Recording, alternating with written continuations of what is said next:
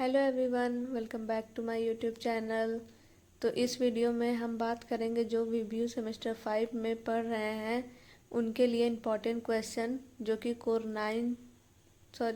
11 से रिलेटेड है। तो फर्स्ट क्वेश्चन है जो कि इम्पॉर्टेंट है, अराजकता की परिभाषा एवं उद्देश्य की विवेचना कीजिए।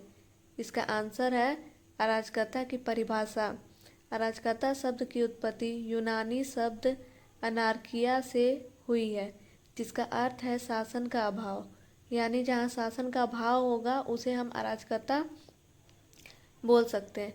अराजकतावादी एक ऐसी संस्था के समर्थक है जो स्वतंत्रता, समानता, भ्रातृत्व, वर्ग विभेद से मुक्त हो।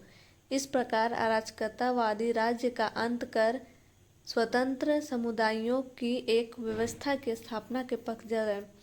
इस तरह से हमें ये सब स्वतंत्रता, समानता, भ्रातृत्व, वर्ग विभेद जितने भी है इसको हम लोग मुक्त करके एक स्वतंत्र समुदाय की व्यवस्था की स्थापना कर सकते हैं।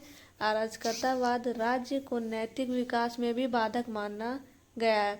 अराजकता को जो है वो किसी भी राज्य के नैतिक विकास में एक बाधक के रूप में माना गया है, इसलिए भी उसका कहना है कि राज्य का अंत कर देना चाहिए।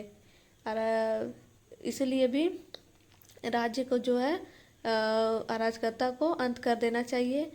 अराजकतावादियों का मानना है कि ऐसी व्यवस्था होनी चाहिए जो मानव मूल्यों पर आधारित हो और जिसमें शहर रहकर व्यक्ति को सभी प्रकार की समानता, सामाजिक आर्थिक स्वतंत्रता मिलनी चाहिए ताकि वह व्यक्ति अपना विकास कर रहे।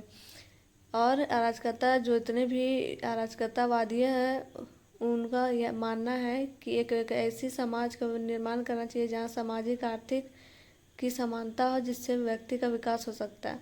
अराजकतावाद को विभिन्न विद्वानों ने अपने अपने अनुसार परिभाषित किया जो निम्न इस प्रकार है। फर्स्ट में जेकर के अनुसार आदर्श रूप में अराजकतावाद का अर्थ इस संपूर्ण स्वतंत्र व्यक्तिगत शासन से है जिसका अर्थ प्रत्येक प्रकार के बाह्य शासन की अनुपस्थिति है। तो ये सेकंड है। डिकिंस के अनुसार अराजकतावाद का अर्थ व्यवस्था का अभाव नहीं अपितु शक्ति का अभाव है। इनके अनुसार बोला गया है कि जो अराजकता जो है वो व्यवस्था का अभाव नहीं बल्कि क्या है, शक्ति का अभाव है। इस प्रकार अराजकतावाद को अलग अलग विद्वानों ने परिभाषित किया है। अराजकतावाद एक प्राचीन विचारधारा है जिसका मूल प्राचीन कहाँ से यूनान और चीनी दार्शनिकों के लेखों में भी पाते। ये एक पुरानी विचारधारा है जो प्राचीन समय में यूनान और चीनी दार्शनिकों के लेखों में भी पाया गया है। किंतु सब का मूल यह है कि राज्य एक शोषण की संस्था है और सबका यही मानना है कि जो राज्य है वो एक शोषण की संस्था है जिसका अंत कर देना चाहिए। जैसा कि यूनान में जीनो ने स्टोइसिज्म नामक विचारधारा के अंतर्गत अराजकतावाद का प्रतिपादन किया है। इस प्रकार अराजकतावाद का संबंध साम्यवाद से स्वेच्छातंत्रवाद तक और इसमें गांधीवाद भी शामिल है। यानी इनका कहना है कि जो राज्य में एक शोषण संस्था होती है उनको अंत करके हम किसी भी राज्य के व्यक्ति का विकास कर सकते हैं। जैसा कि यूनान में जो जीनो है वो वहाँ पे स्टोइसिज्म नामक विचारधारा के अंतर्गत अराजकता का अंत किया था। तो आप लोग जो भी मेरे चैनल में नए होंगे प्लीज़ लाइक एंड सब्सक्राइब जरूर कर दे। इससे अब है अराजकतावाद के प्रमुख उद्देश्य। अराजकतावाद का प्रमुख उद्देश्य व्यक्ति के विकास के लिए उसमें स्वाभाविक स्वतंत्रता प्रदान कराने में सहायक परिस्थितियों का निर्माण करना है।